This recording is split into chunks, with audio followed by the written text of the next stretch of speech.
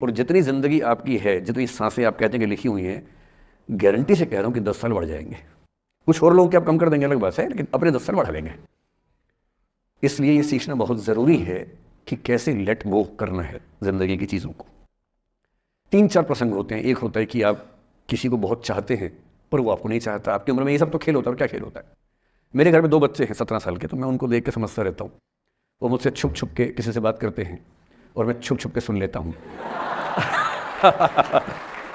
तो उन्हें नहीं पता, मुझे तो नाम भी पता है किससे बात करते हैं, एक आध का तो एड्रेस भी पता है मुझे। और मैं तो बच्चों को बोलता हूँ कभी जाना वाना हो तो मैं ले चलूँगा, चिंता मत करना, बोल देना कि ड्राइवर साथ में आया है, टेंशन मत लेना। तो मेरे तो बच्चे मेरे दोस्त हैं, मैं तो बड़ा दोस्ती के भाव में रहता हूँ। मेरा एक ही बेंचमार्क है कि वो जिस उम्र में जैसे हैं मैं कैसा था, और वो मुझसे अच्छे चल रहे हैं। उससे ज़्यादा उम्मीद मुझे करने में नहीं चाहिए। मैंने जो कुकृत्य 8वीं क्लास में किए थे उन्होंने 11वीं क्लास में किए, तो बहुत है। मैं ये क्यों मान के चलूँ कि वो देवी देवता पैदा होंगे? मेरे ही तो बच्चे हैं भाई। जीन तो मेरे ही है, तो कैसे देवी देवता हो जाएंगे? तो ज़्यादा उम्मीदें क्यों पालनी है बच्चों से भी? मैं क्यों चाहूँ कि मेरा बच्चा आईएएस जॉब करे? क्यों करे? वो आईएएस भी क्यों करे? उसका मन करेगा तो करेगा, नहीं करेगा तो भाड़ में जाए। अगर वो कहेगा कि मुझे स्टार्टअप करना है, स्टार्टअप कर लो भाई। अगर वो कहेगा मुझे कुछ और नौकरी करनी है प्राइवेट सेक्टर में, तो वो कर लो। मैं क्यों ठेकेदार बनूँ उसका भाई? मैं क्यों ये चाहूँ कि वो मेरे रास्ते पर चले, मुझसे बेहतर बने?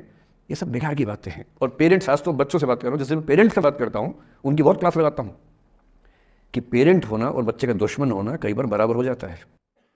और यदि आप नहीं चाहते कि आप बच्चों के दुश्मन बने, बहुत सारे लोग मन ही मन में पेरेंट्स से नफरत करते हैं, माँ बाप से नफरत करते हैं, क्योंकि माँ बाप ने पेरेंटहुड का धर्म ठीक से निभाया नहीं। उन्होंने इतनी इच्छाएं थोपी, इतने दबाव बनाए कि बच्चों को ज़िंदगी के कई फैसले इस दबाव में करने पड़े कि मेरे पेरेंट्स ये चाहते हैं, वो बन ही नहीं पाए जो वो थे। और दुनिया में सबसे बुरी स्थिति है वो न हो पाना जो आप हैं। अपनी सहजता से दूर होना, इससे बड़ी बुरी कोई स्थिति नहीं है। साहित्य में इसको खूब लिखा गया है।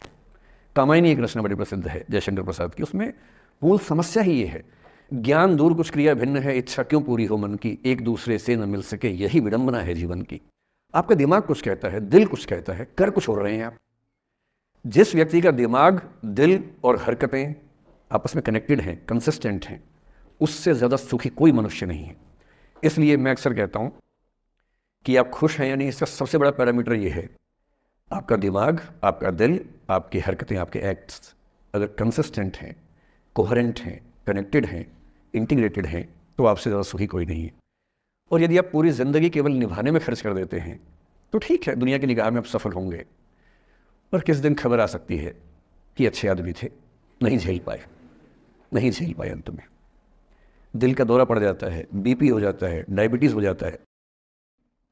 बच्चे बोलते हैं कि डायबिटीज़ चीनी खाने से होता है, बेकार बात है, डायबिटीज़ स्ट्रेस से होता है। डायबिटीज़ होने के बाद चीनी खाना मना है। चीनी खाने से आज से किसी को डायबिटीज़ नहीं हुआ है। डायबिटीज़ केवल तनाव से होता है।